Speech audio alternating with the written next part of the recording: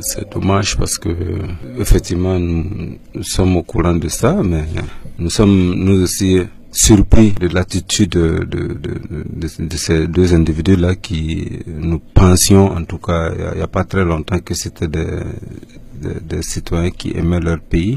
Mais quand on voit les propos qui sont tenus... Donc pour vous la bande est authentique? Non, elle est authentique, il n'y a pas de débat. Moi je ne discute pas sur ces questions-là. Il ne faut pas douter de l'intelligence du peuple burkinabé. Tous ceux qui ont pu écouter ça, qu'elle est authentique, à moins d'être de mauvaise foi. Donc je veux dire que si vous vous engagez à faire venir des forces pour brûler votre pays, parce que vous rêvez du pouvoir, ça veut dire qu'il y a un problème. On peut vouloir le pouvoir, on peut avoir des ambitions, mais je pense que quelles que soient ces ambitions, l'intérêt national, l'intérêt du pays doit passer avant. Voilà, donc vraiment je suis surpris.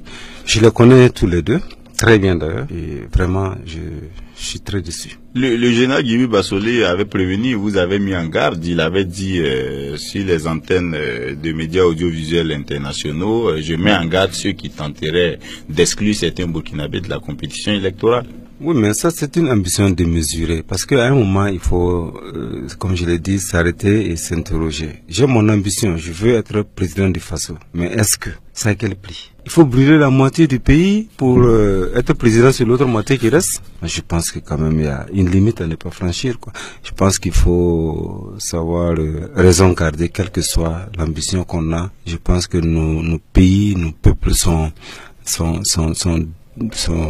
c'est sacré, c'est-à-dire que il ne faut pas toucher, il ne faut pas compromettre la vie des uns et des autres parce que tout simplement tu vas être président du Faso. Donc ça ne va pas vraiment entre vous et Guillaume Soro? Oui, j'avais posé la question. On dit qu'il vous a invité à Lomé, vous n'êtes pas allé. De les rencontrer? Non, bon, je pense que nous étions amis jusqu'à une certaine date, c'est vrai. Et quand je suis sorti de la prison, j'ai demandé à Guillaume Soro pourquoi il n'avait pas condamné le coup d'État. Je ne comprenais pas. Et il m'a dit non, bon, vraiment, il n'avait pas pensé, mais bon, comme je l'ai dit, il est prêt à condamner le coup d'État. Il m'a même demandé un texte. Texte que j'ai fait, je l'ai rédigé dans mon bureau et je l'ai envoyé le texte par mail. Le lendemain, quand j'ai vu qu'il n'avait pas encore condamné le coup d'État, il m'a dit non, voilà, lui il a montré le texte au président Alassane. Le président Alassane ne veut pas qu'il condamne le coup d'État. Il a dit non, de laisser que c'est une affaire entre Burkinabés.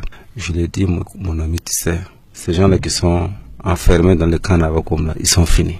C'est pas la peine. Donc, tu as intérêt à condamner le coup d'État avant que ce ne soit trop tard. Sinon, je suis désolé, mais on ne pourra pas te tirer d'affaire parce que nous avons suffisamment d'éléments qui prouvent ton implication. En ce moment, vous saviez déjà ce qui s'est passé? Mais bien sûr, je savais. Et vous lui demandiez quand même de condamner le coup d'État?